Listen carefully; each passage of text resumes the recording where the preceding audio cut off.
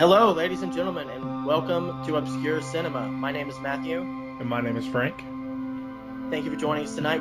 Our first movie that we're going to be talking about is The Holy Mountain. The Holy Mountain is a 1973 Mexican fantasy surrealist film, written, directed, produced, and starring Alejandro Jodorowsky. The film was produced by Beatles manager Alan Klein, and it was even funded by John Lennon and Yoko Ono. Though the film has no heavy plot structure, the film does take place in 3 different segments, which consist and revolve around one central character in the narrative, that character being known as the Thief, also representing of the Full Tarot card. From the very first shot of the alchemist/priest shaving the heads of 2 beautiful naked women, you know you're in for quite some time. What follows is a film that's as mesmerizing as it is obscure, and it has to be seen to truly be appreciated. The Holy Mountain isn't a movie for the average moviegoer. It's one of those films so bizarre that one has to witness it at least 5 times to fully understand it. Alejandro Jodorowsky found a way to take multiple religions and mythicism to put it into 2 hours of what I like to call a psychedelic trip to church. Each scene is packed with so much imagery, so bizarre and yet captivating, that you will find yourself Googling what some of the symbolism means. The 3 segments of the movie include the introduction to the thief training under the alchemist priest, and then the journey to the Holy Mountain itself. The film has some of the most beautiful and grotesque visuals and imagery ever captured on film. Never before in a movie have I seen such vivid and colorful symbolism mixed with psychedelic, erotic spiritualism.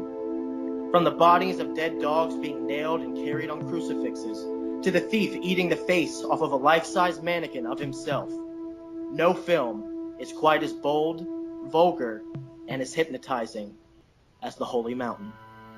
Direction. Alejandro Jodorowsky, as a director, takes on a feat never before seen in film history.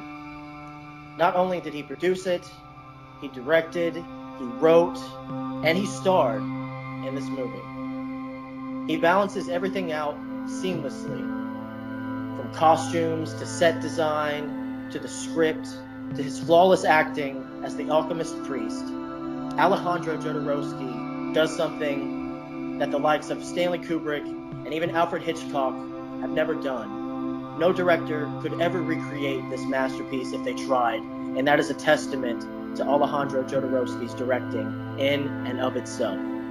Visuals. This movie has some of the best surrealism I have ever seen in a movie, if not the best. However, it should be said that surrealism doesn't work just by itself. It's not just bland iconography disbanded from context. It's an experience that uses its stunning visual effects to convey messages on a deeper level and more complex than most movies would by shoving it in your face. It is well used and effective. Music. The music composed in The Holy Mountain was written by Don Cherry. What I love about the score of The Holy Mountain is that it is so simple and yet so complex at the same time. It's not only music, but it is also sounds. Don Cherry utilizes every sound known to man, whether it is human groans, screams, whether it is animal noises, whether it is instruments, or nature itself.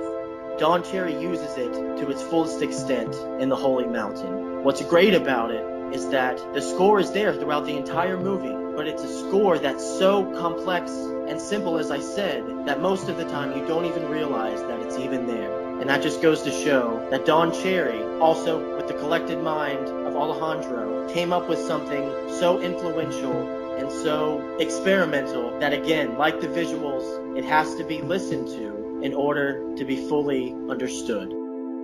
Acting. The acting in the Holy Mountain is a puzzle. It's not something that you see in every typical film. This also goes back to the direction of Alejandro. As he starred in the movie, he also led every actor in the process of becoming their individual characters.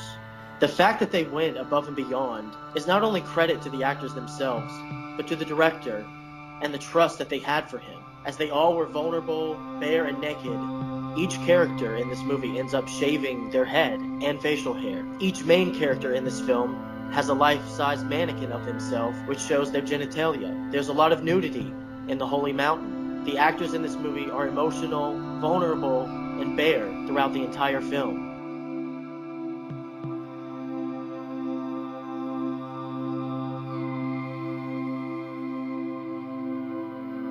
The actors are all to be commended. Their legacy in film will still shine on for the end of time. Story.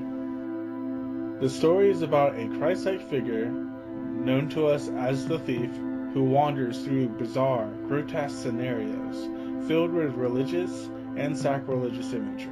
He meets the alchemist, who is a guide who introduces him to 7 wealthy and powerful individuals, each representing a planet in the solar system. These 7, along with the thief, the alchemist, and the alchemist's assistants, find themselves in a room, giving up all their worldly goods to form a group of 9 to seek the Holy Mountain in order to become immortal themselves. Thank you everyone for joining us here at Obscure Cinema. So Frank, what did you think about the Holy Mountain this week? It's an experience, right? It's not any normal movie that we've ever seen, ever. Oh no, definitely I felt inspired from the movie to honestly seek out more movies like this. I've never in my life sat down and could say that I've watched a movie and had a spiritual experience through it. I thought it was really cool how he took people who have the ability to turn worthless items such as weapons, cosmetics into riches, and basically convince us as the audience that they are also alchemists, and then all disbanding that to be more, I wish I could say it any better than that, but honestly it's just one of those things that you think that there's more to life, but honestly it's just an illusion. Like there's nothing more to what we already have or what we are, and that's what this movie is. It's amazing to me. Oh, I agree. Some people would say that, it's spiritually or religiously condescending. Did you feel any hatred or bitterness towards religion in this movie? I didn't personally.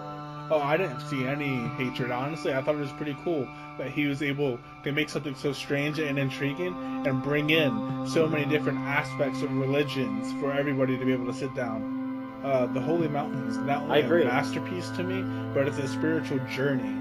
And it might as well just change the way that the viewers look at the world, Yeah, not only on the world, but the world of cinema. This is a movie that is groundbreaking in so many ways. It was made in 1973, and to this day, in 2017, it's still just as mesmerizing as it was then.